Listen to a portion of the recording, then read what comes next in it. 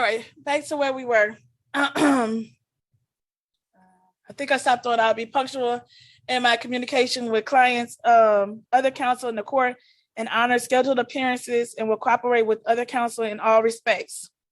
I will allow counsel a fair opportunity to respond and regret reasonable requests for extensions of time. I will not abuse the law, its procedures, the participants in the judicial process, and I will cooperate with counsel in the court to reduce the cost of litigation and will not file or oppose pleadings, conduct discovery, or utilize any course of conduct for the purpose of undue delay, harassment, or harassment of any other counsel or party. I will not engage in personal attacks on other counsel of the court or use threats of sanctions as a litigation tactic. I will support my profession's efforts to enforce its disciplinary rules and will not make unfounded allegations of unethical conduct about other counsel. I will work to protect and improve the image of the legal profession in the eyes of the public. That's really important because y'all know I'm sick of hearing the lawyer jokes and how we're all bad people and do terrible things. I will endeavor to improve our system of justice. I will use technology, including social media, responsibly. My words, my actions, no matter how conveyed, should reflect the professionalism expected of me as a lawyer. I will seek opportunities to be of service to the bench, the bar, and assist those who cannot afford legal help. I will be supportive of new members in the profession. I will stay informed about changes in the law, communication, and technology which affect the practice of law. Okay, so what is professionalism in general, right? Professionalism concerns the knowledge and skill of the law faithfully employed in the service of clients, the public good, and it tells what is more broadly expected of attorneys. This, it's what we should be doing. It includes the course on duties of attorneys to the judicial system, courts, public, clients, and other attorneys, attorney competency, and pro bono obligations. Civility is a significant aspect of professionalism. There are also numerous other inherent qualities that make a professional lawyer, like diligence, honesty, courage, competence, service to the public, as well as the profession.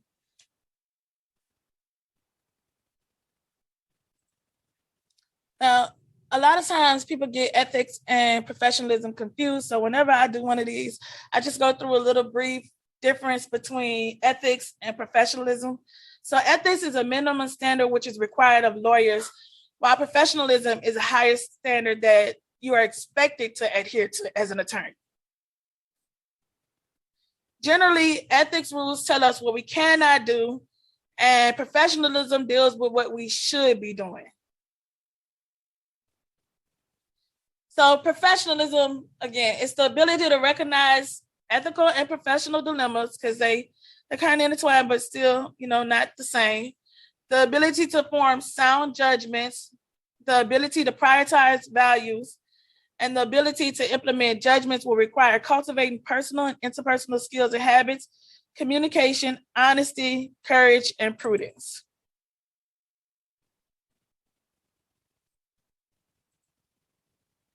Again, ethics is the law of lawyering. It encompasses the rules of professional conduct, but it deals with avoiding malpractice lawsuits as an attorney. It focuses on misconduct or negative dimensions of lawyering. Professionalism is what you should be aspiring to do as an attorney, how you should want the field to actually be portrayed. It's how lawyers should behave any given time, and it focuses on the conduct that strengthens the dignity, honor, and integrity of the legal system. Now, I just put this on here. I'm gonna do like if y'all were on here earlier when Professor Smith got up and he said, look, it's some code articles. I'm not gonna read them to y'all. But this, I've read enough, but this is actually some legal authority on actually being civil to one another, since we're talking about civility today. So you can look this up. And it just deals with how you should behave when you're in an actual courtroom with other attorneys and other people who are, members of the court, the jurors, officers, witnesses, all those things. All right. Now, since we're going to be focusing on civility, we're actually going to be talking about civility during the pandemic. I think there was supposed to be like a running theme, but Professor Dickinson talked to me about the pandemic as this relates to the pandemic. And I know we're like not at the beginning of the pandemic. Nonetheless, we are still going through a pandemic. I know we have kind of become real relaxed on certain things, but I mean, people are still catching COVID. We're still having to do social distancing, different protocols in different places. There are some countries who are now going back into a lockdown. These variants are always popping up. So a lot of this is going to deal with the pandemic as well. So anyway, back to civility and respect. So civility is a professional competency that refers to working together to achieve a mutual goal, often with a benevolent purpose. Civility is culturally informed and thus manifests differently across different cultures. Respect is based on illustrating care and compassion for others and acknowledging their dignity. So there's an owe respect and an earn respect. So when you owe somebody respect, that refers to an inherent value and right and dignity. Everyone should be given this respect. It's a when there's a deficiency of owe respect, then it leads to a toxic environment and a lack of joy, fulfillment, and burnout. And this is why I say this can be used in your everyday life and not just the profession. Because even when you're at work, if there's some owe respect and you're not getting it, you can have all of these same things that are listed here. And then there's an earned respect, which refers to being valued for a job well done. A deficiency of earned respect is associated with decreased motivation, accountability, and productivity. Civility, respect, and the law are intertwined. Incivility is a symptom of burnout, and burnout is a consequence of a toxic environment.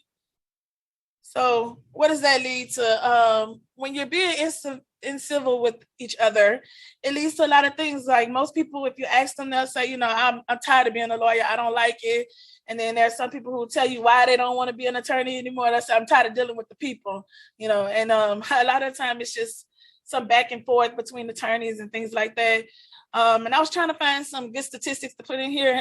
So some of these are not really like Louisiana specific, but nonetheless, it says in 2007 survey on professionalism, the Illinois Supreme Court Commission found that 95% of the respondents that they asked reported that the consequences of incivility made the practice of law less satisfying. Which is what I was just talking about. If you're constantly having to deal with somebody you don't want to deal with, or you're having this back and forth argument, you're not going to want to do it anymore. And that's with anything in life. There are other research that shows that lawyers are more than twice as likely than the general population to suffer from mental illness and substance abuse. And I know some of y'all were on here earlier when the First Lady, Ms. Jackson, talked, and she talked about this exact same thing, how there are a number of lawyers who have mental illness and substance abuse issues. I think she also alluded to my next thing, which is law is a high pressure occupation. So just the regularness of it is enough. But then when you add incivility to it, it's just adding to the stress that you're going to. And then I got some statistics from JLAB, which is the Judges and Lawyers Assistance Program. So in between the 2019-20 year, they serviced 884 clients. 29% of their new cases last year involved mental health issues with no substance abuse. And then 72% of their cases had a combination of mental health and substance abuse issues. I think they alluded to some of that being due to the pandemic and the added stresses of people losing their job or having this uncertainty and not knowing what's going to happen.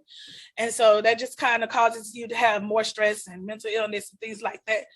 But I did add, if you need assistance, you can call JLAB. It is confidential and the number is listed right here.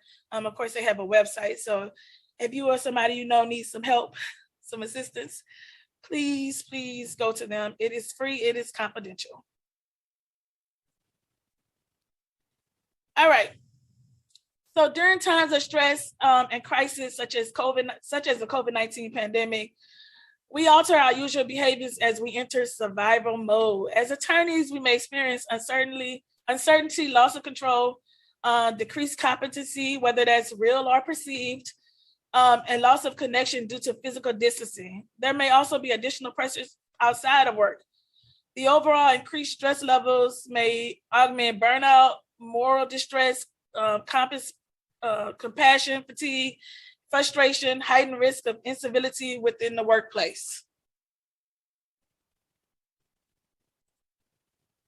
All right, so I like to do hypotheticals, and I know y'all are online. I do want y'all to participate. So if you want to answer this and you want to be able to talk or have a robust discussion, raise your hand. I'll give you permission to speak and we can go over this together, okay? All right. So this is a copyright case regarding counterfeit unicorn drawings. The plaintiff filed a motion for a temporary restraining order. And this is supposed to be like the height of the pandemic. So this might be like if we have to go back into a lockdown type situation, you can't just get everything you want right away, okay? So the court, in light of COVID-19, pushed the hearing out several weeks, citing health and safety concerns. The plaintiff filed a motion asking the court to reconsider its scheduling order, claiming that despite the global pandemic, it was going to suffer irreparable injury if the court did not have the hearing that week and attempted to have the hearing scheduled on the day that was blocked off by the court's calendar. But before the court could issue a decision, the plaintiff filed another emergency motion in front of a designated emergency judge. So what do you guys think should happen here? Should they grant it? Should somebody get into some trouble? What's going to happen?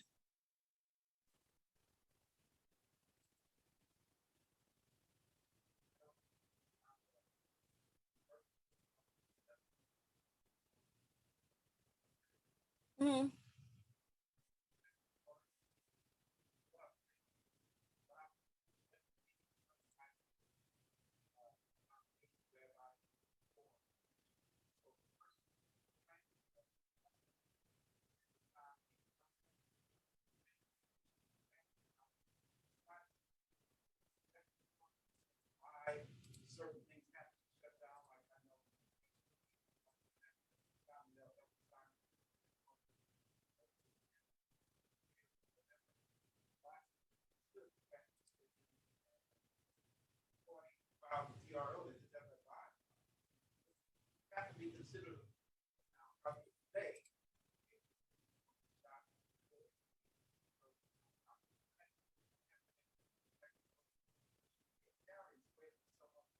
Right. So we have to be considerate of other people. So I think deny that TRO here.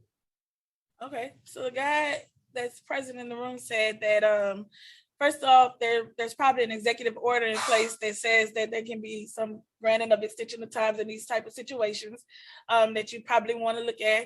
And then he said that while there's some other people who have some health issues and that you never know who has COVID or something like that. So he would ultimately end up denying the TRO.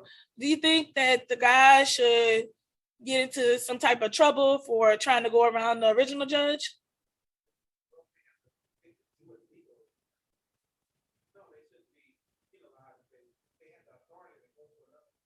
Mm-hmm. Okay. Okay. So he said no, he don't think they should be in any type of trouble. Does anybody that's online want to add to this?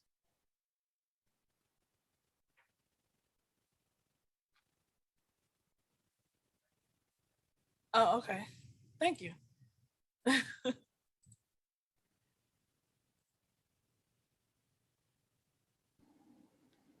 Yes, ma'am, Ms. Vice Chancellor Ramsey. Can you hear me? I don't know how to, I'm trying to unmute myself. Can you hear me? I hear you. Well, I don't necessarily know if the person should get in trouble, but I don't think that's building goodwill and garnering the favor of the court. Not only will that judge probably look at you differently, but other judges as well. And opposing counsel, I think part of your conversation has been about being civil.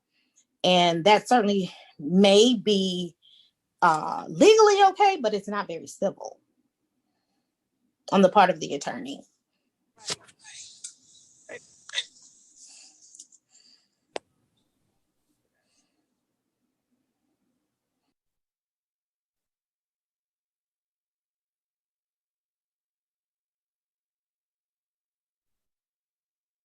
Mr. Britton or Miss Britton, do you have something you want to add? Yeah, my comment was similar to the vice chancellor. You might probably get a strong reprimand from the judge. I mean, you have expressed the fact that it's an emergency situation in your initial filing, and there is nothing that the state that would change what you originally stated. So it seems like it's bordering on forum shopping in terms of the particular judge. Okay, that's true. So, let me go back to how to do this.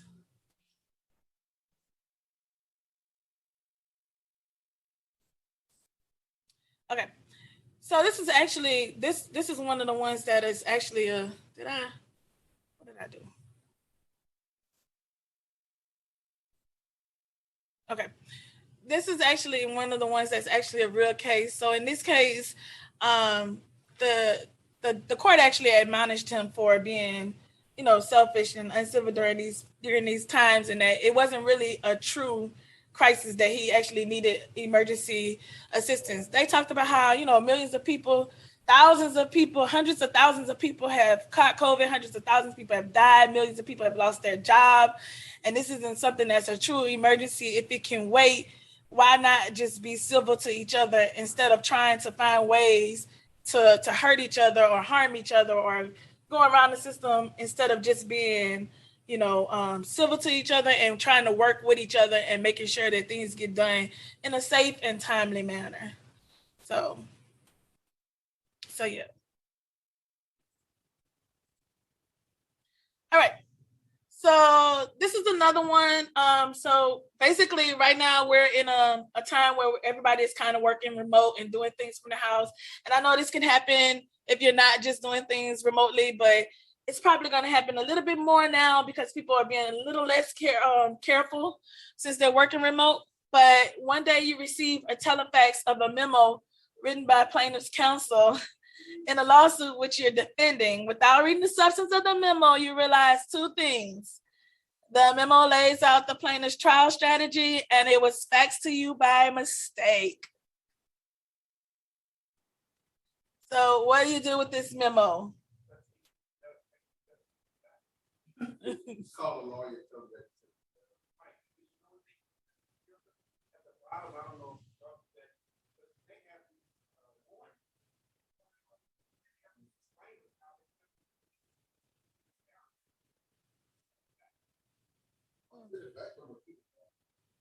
What you gonna do with the copy you keep?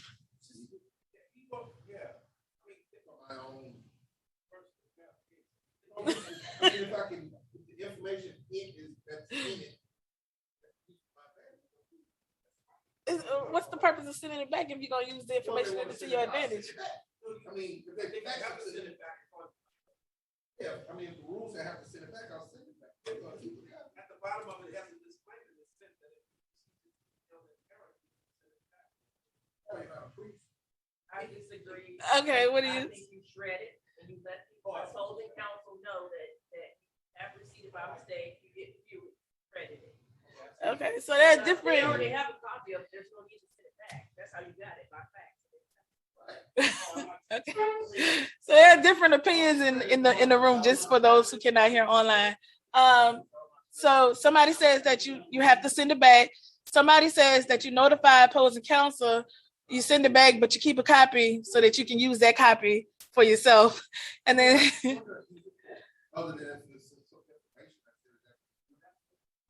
yeah, it has it lays out their whole trial strategy. So if you're going to trial, you're using it for mischievous purposes, technically. I'll say what I need to say. But in reality, you live in the real world. I'm just saying this. Yeah. Okay, so he said that I went ahead, but I didn't mean to do that. So Okay, so the guy who says that you keep a copy is adamant that you're gonna keep a copy. He says it's the real world. Nobody is gonna send that back and not keep a copy and use it for their trial. There's a lady in the room who says that you don't need to send it back because you just need to shred it because they already got a copy because they sent you a copy. So you just shred it. There's some comments online. Professor Lamont says you notify opposing counsel and then destroy the memo. Yeah. Read it, then advise counsel. Jeremy says you read it, but advise counsel that they erroneously sent it to you. Ms. Vessel says read it and notify them. Clayton says shred. So the guy who says y'all keep a copy, he don't like these answers. He said Clayton says shred it. Heidi's answer. Heidi Vessel had the perfect answer. He said Heidi Vessel had the perfect answer. Who? Well, it's a professionalism CLE, not ethics. I mean,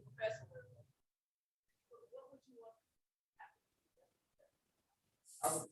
I would stand in the corner and cry because I already know what's going to happen. Okay, so I want y'all to be privy to the conversation. The lady in the room says, now what would you do if that happened to you? And the guy who said, keep it, who's adamant about keeping the copy, says stand in the corner and cry. But I mean, it is what it is at that point.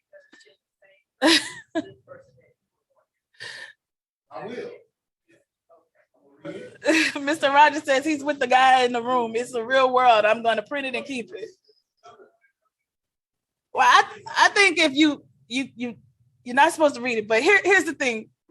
Sharon is on the right track, Ms. Florence, who said, according to the ABA models rules, there is an ABA rule that says that you have to, you're supposed to notify the opposing counsel. So whoever said notify opposing counsel and return it, that's actually the correct answer.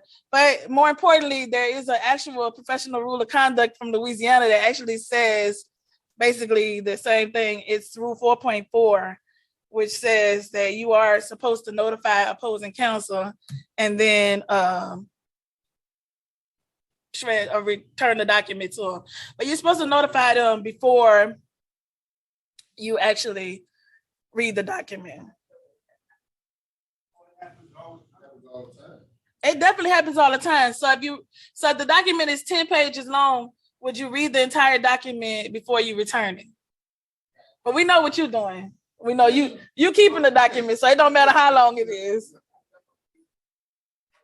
I did something in error. Before I even get the lawyer's response of what it is, I would have read it already. But that somebody in the comments just said something similar to that. How do you know the contents if you don't read it? Right. So the guy in the room that says you keep it, he says, there's no way I'm going to know what it is without reading the whole document. But you can tell, sometimes you can tell like on the first page or whatever, it might have like a heading that says trial notes, trial strategy. It might have like something in the top corner that says privileged information. I'll read it to see why it was sent to me. It was sent to you by mistake. What do you mean? Okay, so the guy in the room, he's adamant. Y'all online are not telling the truth. If you did not say you reading it and keeping it. I'm going to call you and tell you the sentence. I'm going to let you know. I'm not going to hide my hands on. Okay. I'll let you know you sent it to me. He said he letting you know you sent it, but he definitely reading it and he definitely using it against you. Like he's going to counterbalance everything that you put on that paper. He practiced law in the real world, he said. Everybody gonna read it. I want the lawyer on the other side of me who's that honest. Do you inform your client that this happened, or is this something? Yeah. Okay. You know, everything is supposed to know.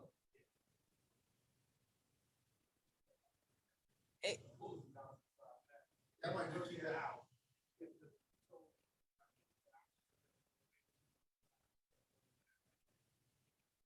Yeah, anything could happen with that if you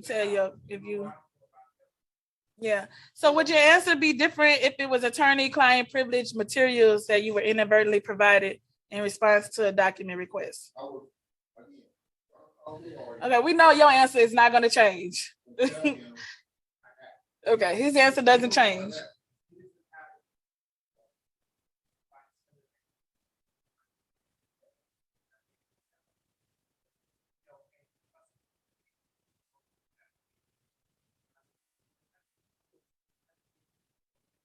Yeah. But that's not, but in that instance, that would not harm anybody because you're not working against the people who work with you. Yeah. All right.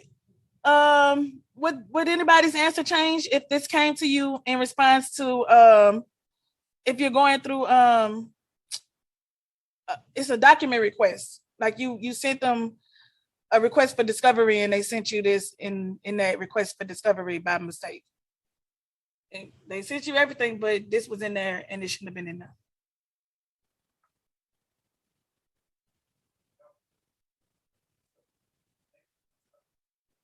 You made a discovery request on them.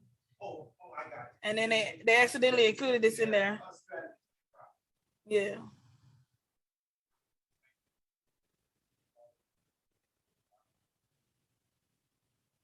Okay, Stacy said she contact counsel, but there's no requirement to return to shred the document.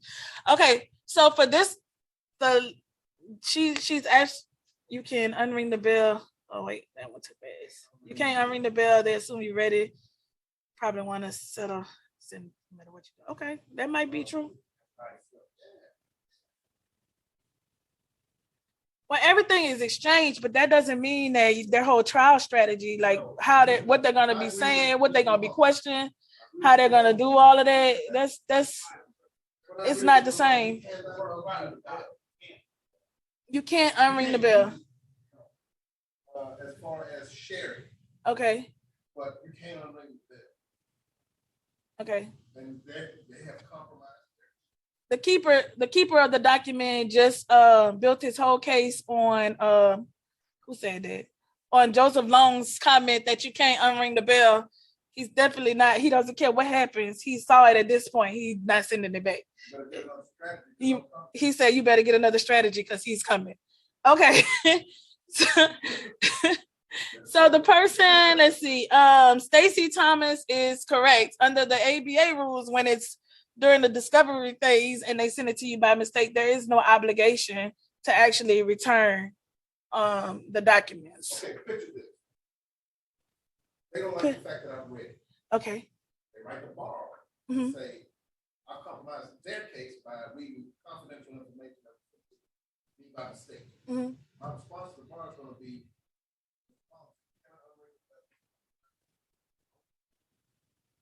but you don't, just because attorney-client privilege information is exchanged doesn't mean you waive. Like if somebody gets it, you're not waiving your right to that privilege. Mr. Baptiste, this is no time to roll to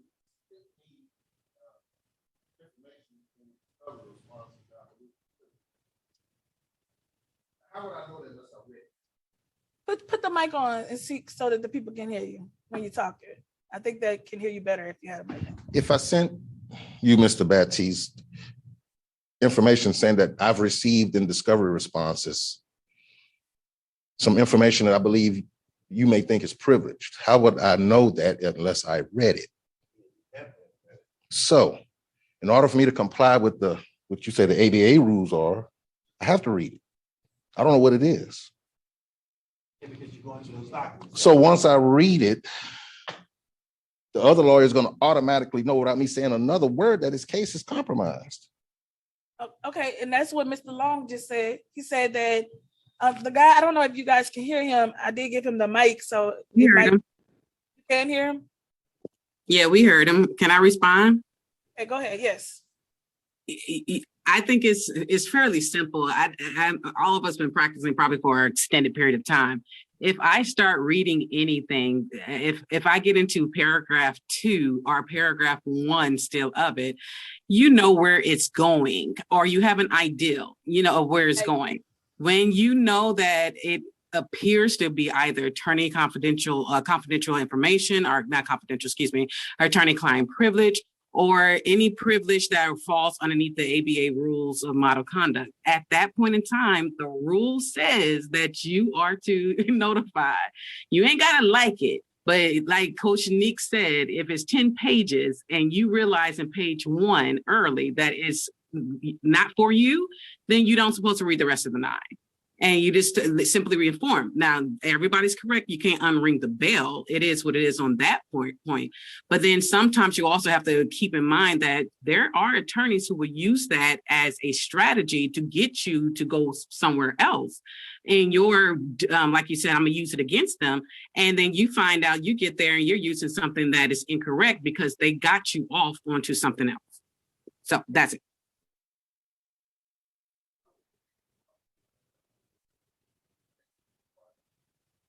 How though? You're not gonna wait. That's my approach. I'm not gonna verbatimly use what was said to me. Okay. I'll just adjust my approach. Right, let's talk about what you actually do in your practice. Don't say you act professional and ethical at every point in your life. Joe, I've been doing this 27 years. Right, don't tell me you're not gonna read that document too often. And you're gonna make that document. 99.9% And of the trust me, lawyers sitting they here do doing it at that. Allison Reed, We'll Gilbert, read Dunbar, that. they do the We'll same read thing. What do you think those big corporations do? They send people to pick up your garbage. Yeah. So don't tell me they don't, they do. Johnny Cochran came here when he was defending O.J. Simpson. He said that those people were coming to pick up their garbage on an unregular basis. That's what they do. I don't want to hear it. We live in the real world. That's right. They have time. The lawyers are. We live by a set of rules. I don't want to hear it. But in the gray areas, what you gonna do? But in the gray areas, well, you. Yeah, that's what they do all the time. I don't want to hear it. Okay. I mean, you have an argument when you go to the bar. How you gonna explain how you use it? Literally.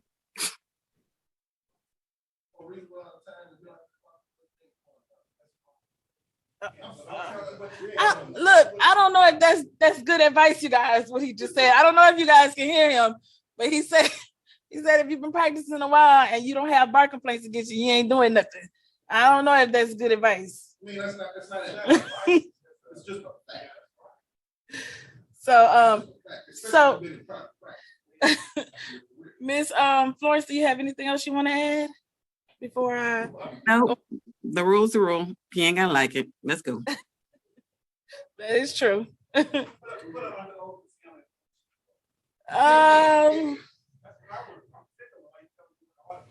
Okay. So. Oh man.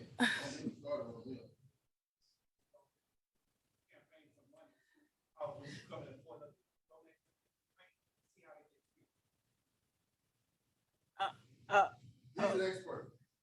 Clearly. Well, I know. Oh, Jesus. No comment.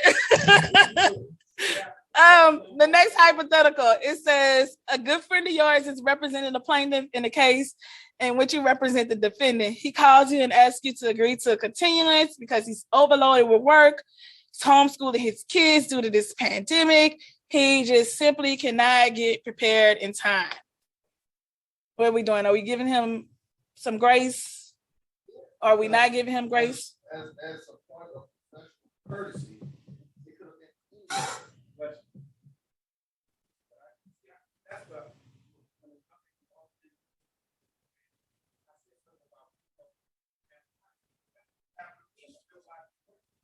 I granted her a continuance. When I asked for my second continuance, she denied me.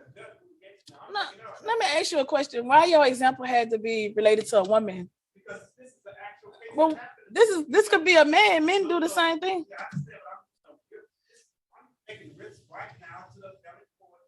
I was asking for an extension. Judge Johnson, I granted the so-called defense attorney her continuance. When I asked for mine, they denied me mine. Okay. So I always grant people continuance. I might need one. That's how I make family to be. So everybody seems to think, yes, we grant a continuance in this instance. We extend this professional courtesy. And so everybody says, Hattie said, friend or foe, the first one is free. Because think about it, if you've been practicing law for any amount of time. Oh, I asked for continuances all the time when I was practicing. You're gonna meet and get to know lawyers in your area. Yeah. You're gonna see them on very frequent basis, socially, right? So the courtesies that we extend to each other professionally are very valuable. It goes a long way to helping you in your practice. You're gonna get jammed. You're gonna get jammed. Yeah. Okay. So are you gonna tell your clients about this? What if your client tells you that he does not want you to agree to this continuance? Then what? They got to tell you why they don't agree. I'm the one making the professional decision. What if they're ready for it to be over with? Clients are just they don't get to make decisions on how I practice law. Okay.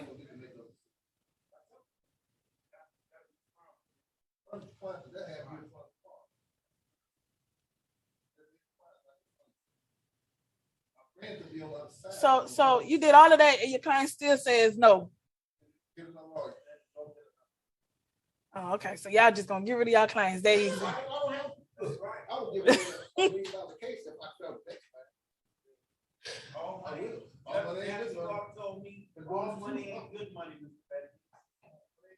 All right. So what he say? He said, I talked to my client first, but like they tell him I'm not opposed to it. Disclose that it's out of professional courtesy. The tail does not wag the dog. Okay. Yeah. Hey, Mr. Long, good word. Good word. Tactical, he said clients can say settle or go to trial, but the tactical decisions are in the purview of the actual attorney. Okay. Okay, everybody agrees on that one. Okay. Shyster in the back, that's what I'm gonna call him. He agrees on that one too.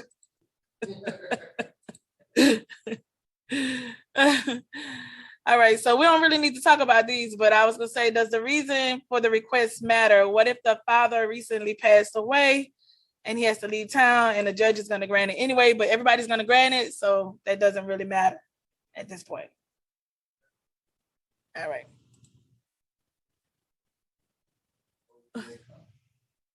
All right, what if it's not a friend, but it's a jerk who refused to give you a continuance in a recent case? Does that change your answer?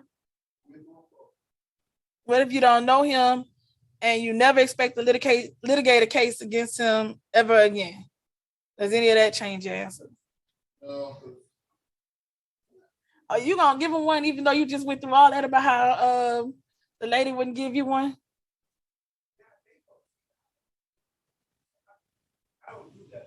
Okay.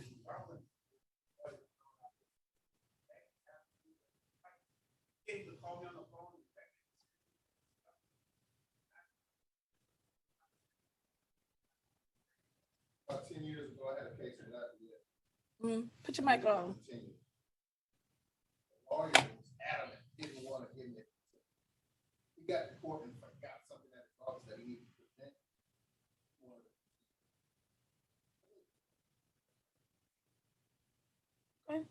Well, that's important. You know why? Because we're talking about civility.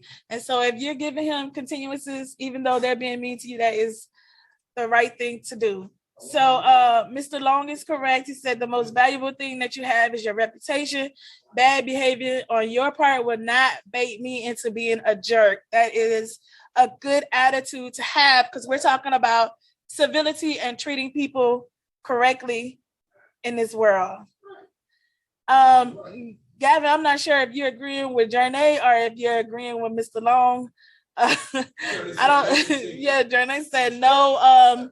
No continuance if he's a jerk. But we're talking about being civil to each other, and so I think you should, be kind and courteous to people. Like Mr. Long said, just because somebody is being a jerk to you does not mean that you have to be a jerk to them. You can see them socially somewhere and y'all talk about, hey. And Heidi is right. You never know when you'll need somebody to give you a professional courtesy. Right. And just like you said, that person might apologize to you later, but while we're talking about being civil to each other, especially during this time of the pandemic, you never know what a person is going through, what's happening at that person's house or in their work life, just, personally. So you can't just see people around and then be like, oh, that person is not looked at me weird or something like that, because you never know what's going on with a person. So you need to just be nice to people all the time. That's right. Professionalism means being civil even when the opponent doesn't deserve it. Uh-huh.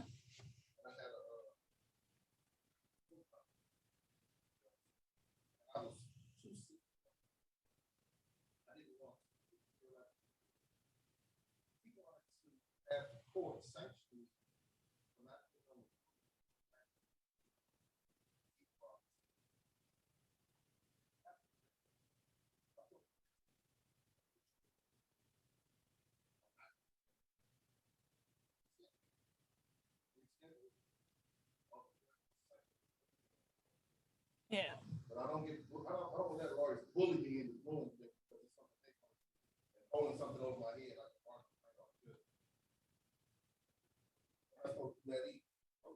That's correct. And that was one of the things that we read in our code of conduct, right? We said that we're not going to be using threats or intimidation in order to get people to do things that we want them to do.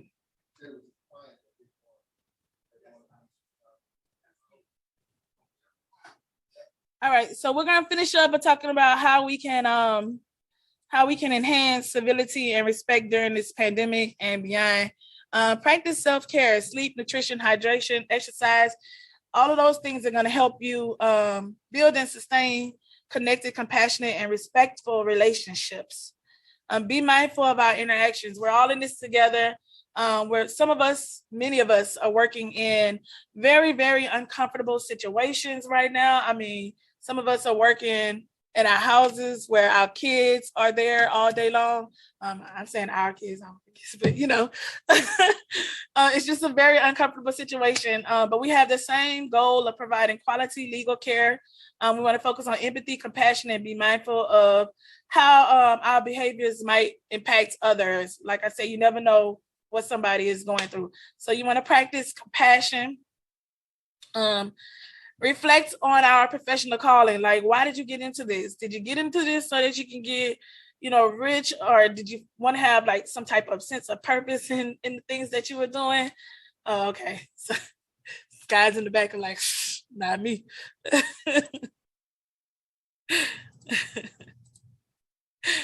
Build connections. Positive relationships counterbalance the effects of incivility.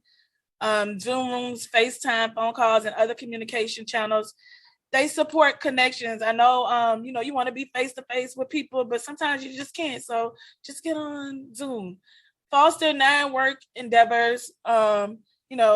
Research suggests that non-work endeavors can create a buffer against the experience of rudeness at work. Those who thrive in their non-work endeavors report 38% more satisfaction in handling a situations, 80% better health, and 89% greater thriving. And you can Google this. I got this from like ABA reports or something like that. Set goals and expectations of civility.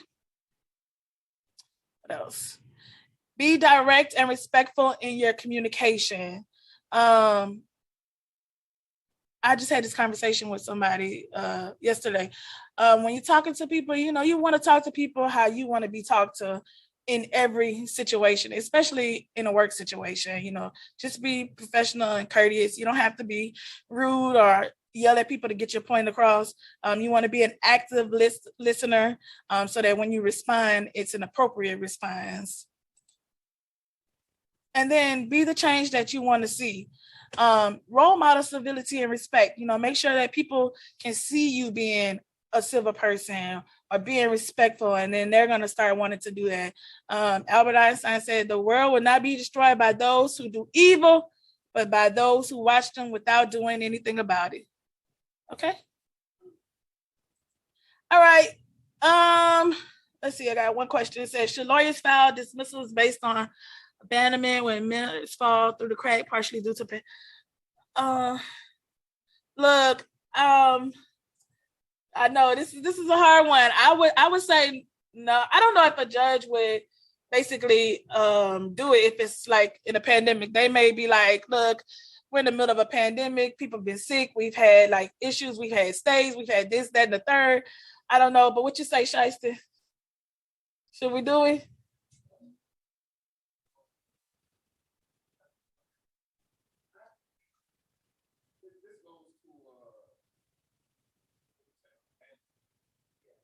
Like it's been 2 years.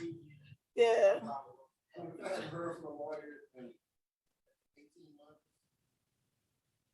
What if that lawyer has been in ICU on a ventilator?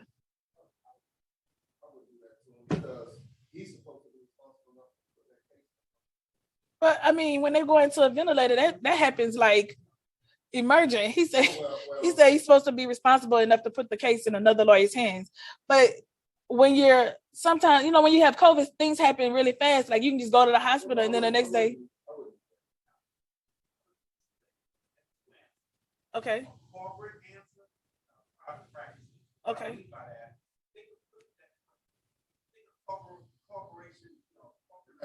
They're gonna let that abandonment period go. They're gonna make you go in there and file that abandonment. You understand what I'm saying? Like if you work with Adam Police or whatever, they're gonna make you go in there. I think you just have to. I will. Yeah, but he's right. Okay. So let me repeat the answer for the people online before I forget what you all are saying. So initially they were like, I'm not sure, but then they said there are two answers to it. They came together and they decided it could be a corporate answer and then a personal private practice answer. I'm sorry. So the corporate answer is if you work for somebody and you have a corporate client like FedEx or somebody, they're gonna make you go ahead and file that abandonment because if they know you billing on that and everything anyway, they're gonna tell you need to go ahead and file that abandonment. You need to file it. But what did you say the private practice answer was? You're not gonna do it? So yeah, so he said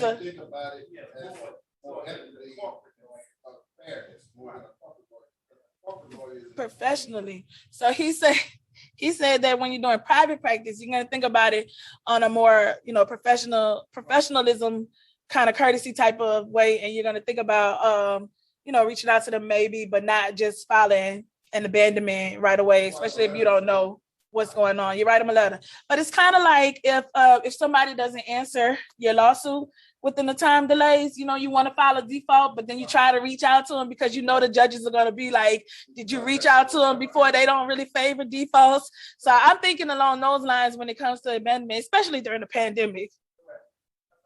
Case in point. I have a case brought to me.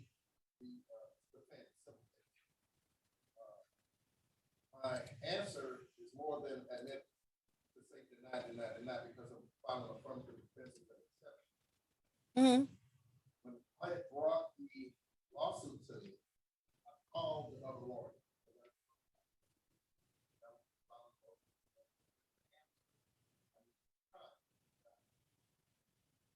I did an email to the lawyer.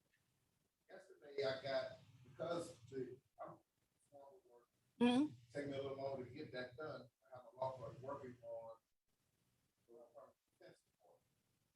I got an email from the law office plaintiff asking me, telling me that the delays that were given that expired, please send within 7 days.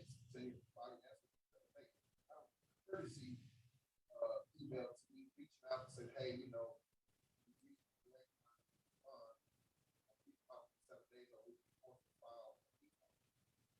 if they take that letter to a judge, that email saying that we've notified this lawyer, the judge will allow the default. Yeah, now that would be different because then you reached out. The judge don't say, Right. So he's talking about a default, you guys. He was saying that he didn't answer something and the attorney gave him a courtesy call like, hey, you passed the delays. 7 days. I'm giving you 7 days to go file your answer. I'm filing for a default. Now, if they would have went to the judge with that letter saying that they reached out to them, then the judge would grant that default. But typically around here, you practice around here too? Yeah. Yeah, they don't just let defaults go through. They actually, did you reach out to the attorney and all of that? But Mr. Long, for you all in the room, he said if you let a client direct your actions, they'll make you do something that'll get you disbarred. They just want to win. Your standards have to be higher, unless you want to see Platzmeyer. And then and then Miss Florence, who you were talking to earlier, now she's flipped on you. She said 3 years, you got 3 years to act. She's filing the abandonment unless the law requires that she gives you notice. Otherwise, she's filing her abandonment. Well, procedurally, she's right. She's right procedurally.